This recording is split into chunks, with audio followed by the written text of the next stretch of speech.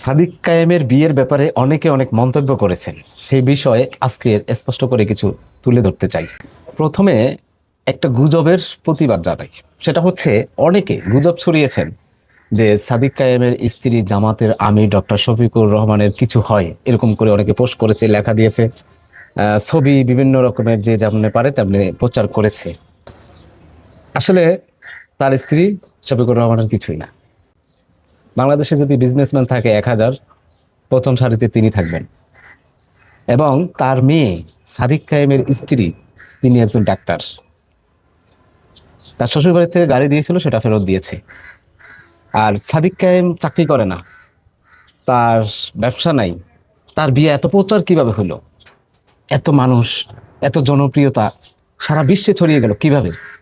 সাদিক কায়েমের পেছনে আদর্শ একটা রাজনীতির সাইনবোর্ড আছে, বাংলাদেশ ছাত্র শিবির।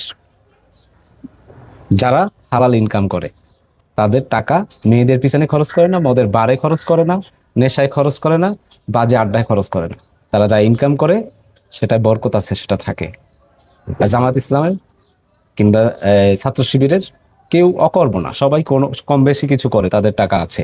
এবং তাদের যে প্রচার, বড় বড় নায়ক হলিউড বলিউড যাই বলেন না কেন, তাদের প্রচার করে কোটি কোটি টাকা মিডিয়াকে দিয়ে, ডলার ঢেলে দেয়। সাদিক কায়েমেরটা এত প্রচার কিভাবে হলো? সাদিক কায়েমেরটা এত প্রচার হয়েছে ভালোবাসার কারণে। সাদিক কায়েম যেমন ডাকসু বিপি নির্বাচনে ভালোবাসা অর্জন করে সারা বিশ্বব্যাপী পরিচিতি লাভ করেছে, তার বিয়েটাও মানুষের ভালোবাসায় মানুষ সারা বিশ্বব্যাপী এটা প্রচার করেছে।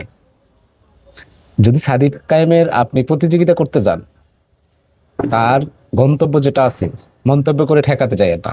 যদি পারেন তার মতো হন, সে যে ভালো কাজগুলো করে সে কাজগুলো আপনিও করেন। আমিও চাই, আমি আরো বেশি চাই আপনি সাদিক কায়েমের থেকেও আরো বেশি জনপ্রিয়তা অর্জন করেন। তার সমালোচনা কিংবা তাদের ফ্যামিলি নিয়ে, জামাতের ফ্যামিলি নিয়ে গুজব ছড়ানোর কোনো মানি হয় না। শোনেন, জোর করে অধিকার আদায় করা আর ভালোবেসে মানুষের ভালোবাসা পাওয়া, অধিকার নেওয়া, এটা দুইটা ভিন্ন জিনিস। এখনো যদি ডাকসু নির্বাচন নতুন করে হয়, আর যদি সেটা স্বচ্ছ হয়, ফেয়ার হয়, কোনো আধিপত্যের বিস্তার কোনো দলের যদি না হয়, সাদিক কায়েমের মতো ছেলেরাই ডাকসু বিপিতে আবার বিজয়ী হবে। ওই যে বললাম, জোর করে দাপট দেখিয়ে এসব করে ভালোবাসা নিতে গেলে স্থায়িত্ব হয় না। এটার পরিণাম কি হয় জানেন? এটার ইন ফিউচার ভবিষ্যৎ কি হয় জানেন? লাঞ্ছনা গঞ্চনা, অপমানিত হওয়া। ভালোবাসা এটা অন্য একটা জিনিস।